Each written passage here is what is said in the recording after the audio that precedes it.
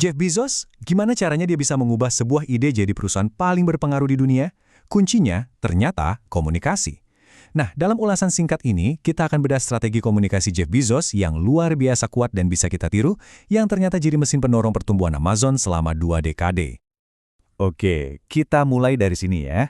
Coba bayangin deh, di puncak era digital, di salah satu perusahaan teknologi paling canggih di dunia, CEO-nya tiba-tiba aja ngelarang alat presentasi paling populer sedunia. Keputusan ini, wah jelas bikin kaget tim kepemimpinannya dan jadi awal dari sebuah revolusi komunikasi di Amazon. Nah, ini kan pertanyaan utamanya ya kan. Kenapa juga harus buang sesuatu yang semua orang pakai? Jawabannya tuh bukan soal teknologi, tapi soal psikologi. Inilah kuncinya buat ngerti gimana cara Bezos membangun argumen yang susah banget buat dibantah. Dan inilah jawabannya. Di balik larangan PowerPoint itu, ada sebuah filosofi inti, kekuatan dari kesederhanaan yang radikal.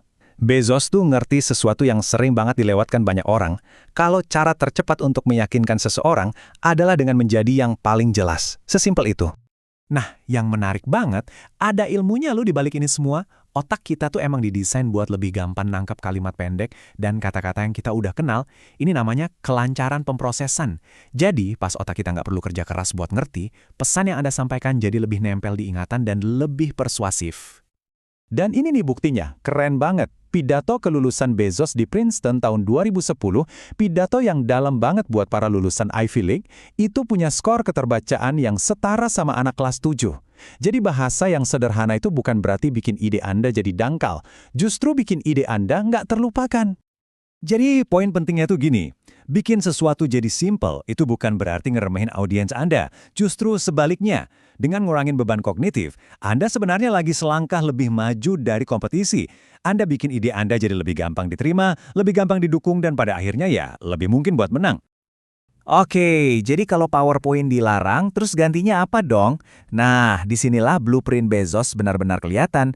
Dia nggak cuma ngehapus sebuah alat, tapi dia ganti dengan sistem yang jauh lebih kuat, memo naratif. Langkah ini tuh jenius banget loh. Kalau pakai poin-poin, kita bisa aja cuma mikir di permukaan. Tapi, buat nulis sebuah narasi yang nyambung, Anda dipaksa buat benar-benar paham sama ide Anda, nyambungin semua titiknya dan ngebangun argumen yang solid dari awal sampai akhir. Ini semacam ujian berat buat sebuah ide. Dan ini kerangka praktisnya. Model dari Procter & Gamble ini nunjukin gimana sebuah narasi yang kuat itu dibangun. Ini bukan sekedar tulisan ngalir gitu aja. Ini adalah dokumen yang punya struktur logis yang ngebawa pembaca dalam sebuah perjalanan dari apa idenya sampai apa yang harus dilakuin selanjutnya. Oke, sekarang kita naik level lagi nih. Dari memo internal buat meyakinkan tim, kita pindah ke proses yang dipakai Amazon buat ngelahirin inovasi-inovasi terbesarnya. Proses ini namanya bekerja mundur. Ini benar-benar ngebalikin cara kita berpikir loh.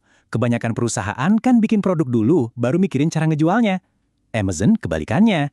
Dengan nulis siaran pers di awal, setiap keputusan, setiap fitur, setiap baris kode, semuanya harus punya satu tujuan, nyiptain produk yang bakal bikin pelanggan jatuh cinta. Dan begini nih cara kerjanya. Formula ini maksa Anda buat ngejawab pertanyaan-pertanyaan paling sulit dari awal banget. Apa masalah yang mau Anda selesaikan? Gimana solusi Anda benar-benar ngebantu? Kenapa pelanggan harus peduli? Kalau Anda nggak bisa nulisin ini dengan jelas, mungkin idenya emang belum mateng. Semua taktik ini, simple, naratif, kerja mundur, semuanya itu dihubungin sama satu pola pikir yang penting banget. Filosofi yang jadi motor penggerak seluruh budaya inovasi di Amazon. Hari pertama itu intinya adalah menolak buat merasa puas. Ini adalah komitmen tanpa henti buat ngelihat dunia dengan mata seorang pemula.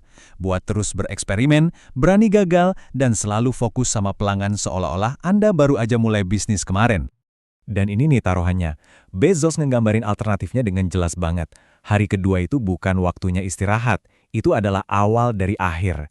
Kontras ini bikin urgensi dari pola pikir hari pertama jadi terasa sangat jelas dan kuat. Jadi, inilah inti dari blueprint Bezos. Ini bukan cuma soal komunikasi, tapi soal pola pikir.